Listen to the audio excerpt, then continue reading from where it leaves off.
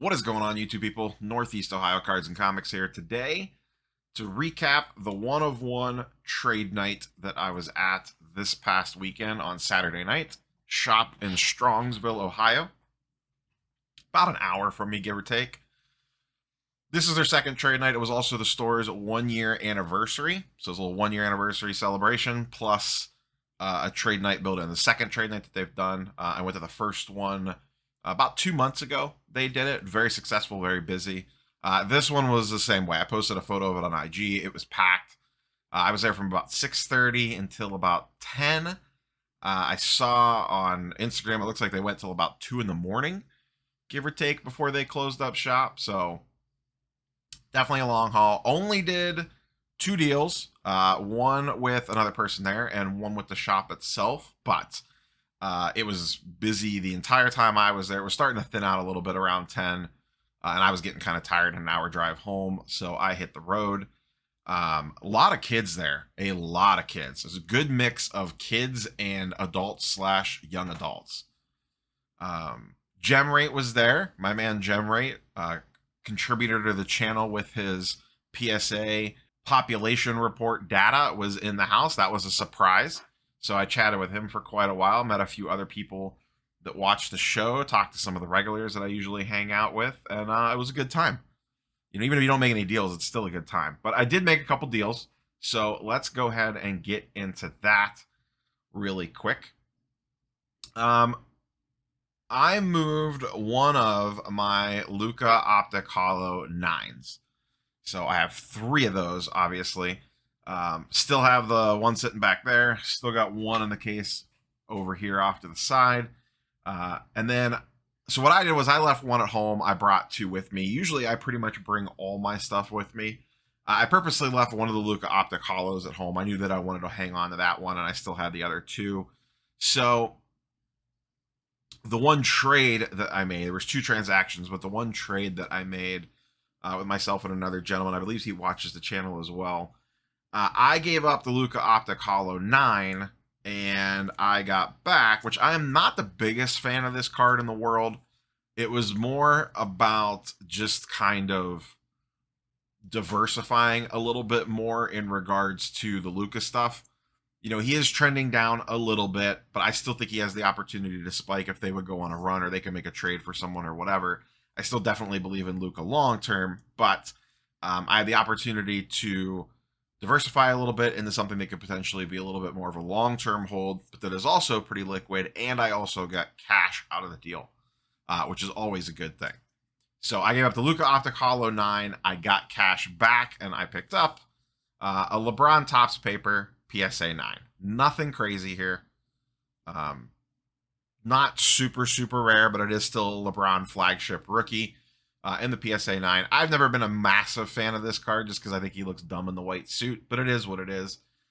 Pretty decent centering. A little, definitely off-centered for sure, but it is a PSA 9. A little off top to bottom and a little less off left to right. Probably top to bottom's a little worse, but for PSA 9, seems fine. The eye appeal's pretty good.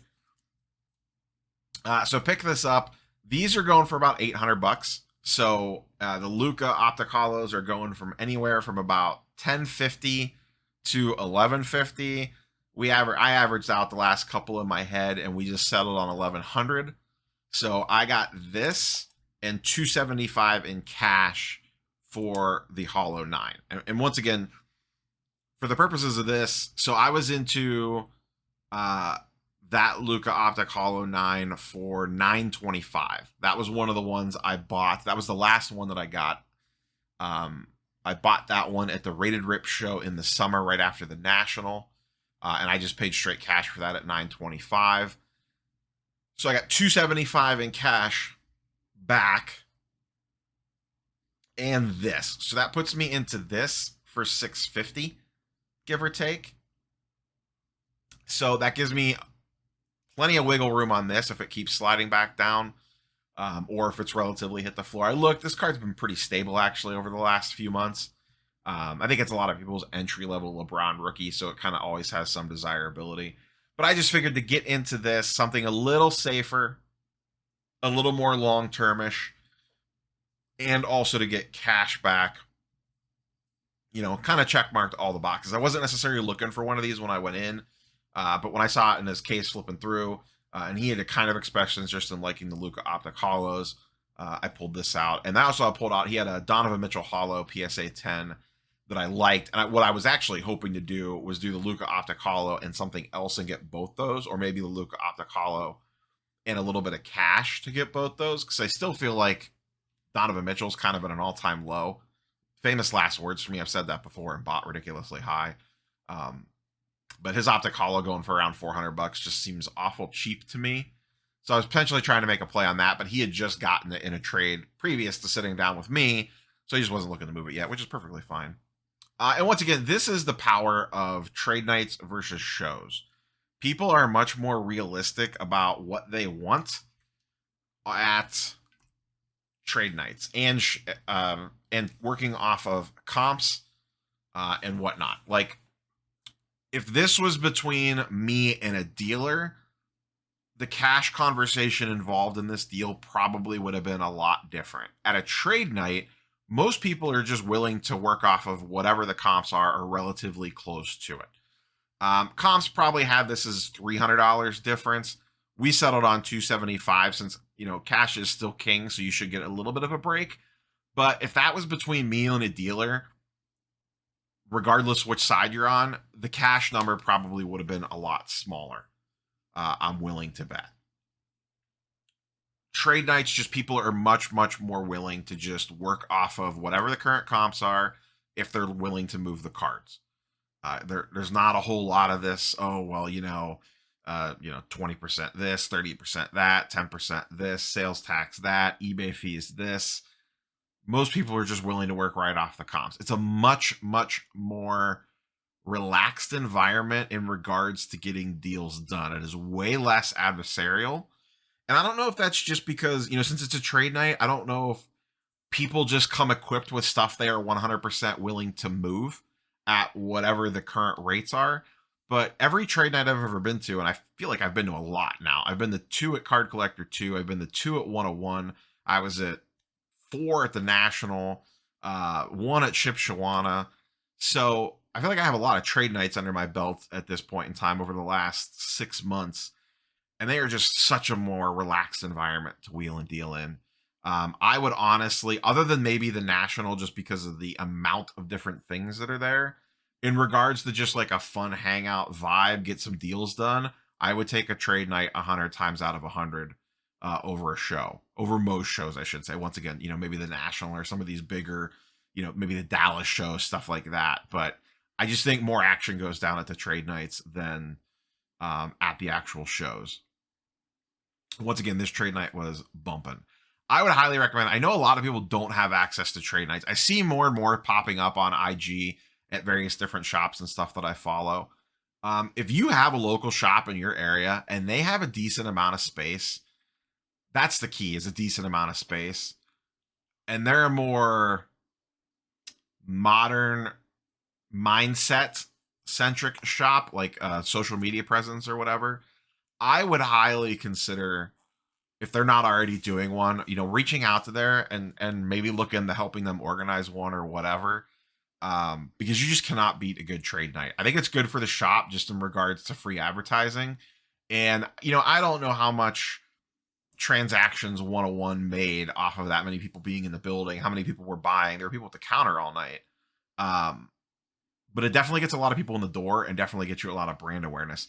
Since it was their 1-year anniversary, Steve, the owner, did a great job with a bunch of giveaways. They were ripping open those memorabilia boxes where you get like the signed jerseys and signed helmets and stuff.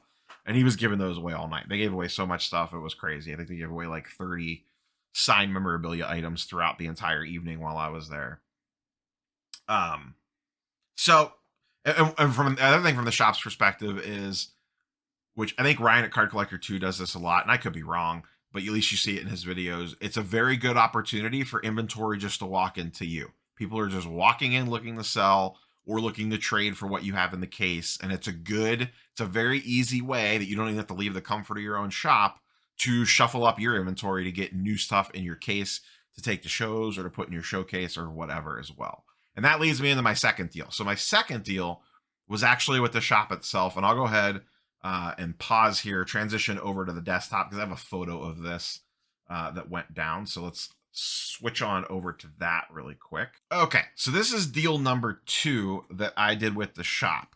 A lot of these cards will look familiar. A lot of this stuff is that stuff that I had sent home from Star Stock. This John Morant was a Star Stock sent home. The 2 Jalens, the 3 Keldons, the Marquise Brown were all Star Stock send homes. The Baker die cut I have had forever.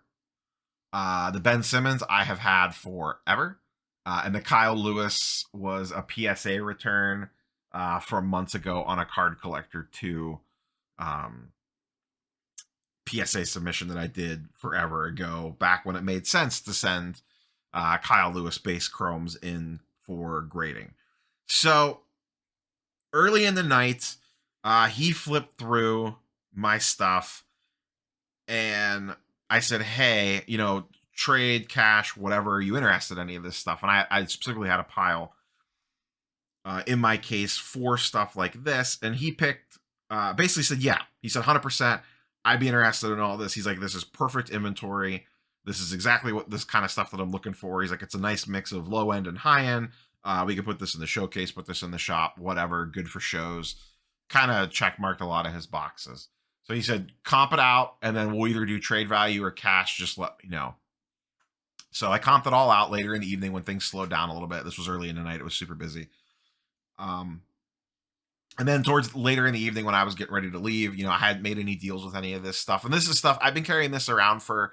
I had this shipped home, a lot of this shipped home from Star Stock for potential trade ammo. And I did move some of it at Shipshawana and whatnot. I've used it in other deals, but I still had it in the case. And I would have just, at this point, just wanted to get the cash out of it with stuff pulling back slightly. So I comped everything out, looked through his showcase, didn't really see anything that grabbed my eye. There was actually a Jim Brown rookie auto that I almost made a play for, but decided not to. There's some things about it that I liked. There were some things about it that I didn't like. So I passed on that. This comped out to $1,900 I had it at. And so I said, okay, this comps out at 19. Where do you want to be at on it? His opening offer was 1,400. I countered back at 1,500, which is the number that I had in my head when I walked up to the counter. If I could get 1,500 out of this, I am perfectly fine with that. He said 14. I said 15. He immediately said, that's fine. Deal. To me, that was a no-brainer. That was basically 80% comps for the most part, give or take a few percentage points one way or the other. But I'm going to lose 15% to eBay, 14% to eBay as is. So to just take another, I don't know what that would be, like a 6 to 8% hit to sell to him immediately and get cash in my pocket, absolute no-brainer. Very easy to work with. 100% would take stuff up there that I'm looking to just, quick cash out on and move on in the future without even hesitating. Very, very simple to deal with. So I got that $1,500 in cash back in my pocket. Not sure what I'm going to do with that yet, but this stuff is gone from the inventory. Once again, nothing there that I was super attached to. Most of the stuff, the biggest one that I took a hit on is this Ben Simmons.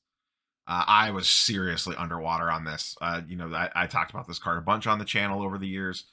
I bought this right during the bubble playoffs 2 years ago, or right after that, whenever that was, a year and a half ago, when the Sixers looked really good in the bubble.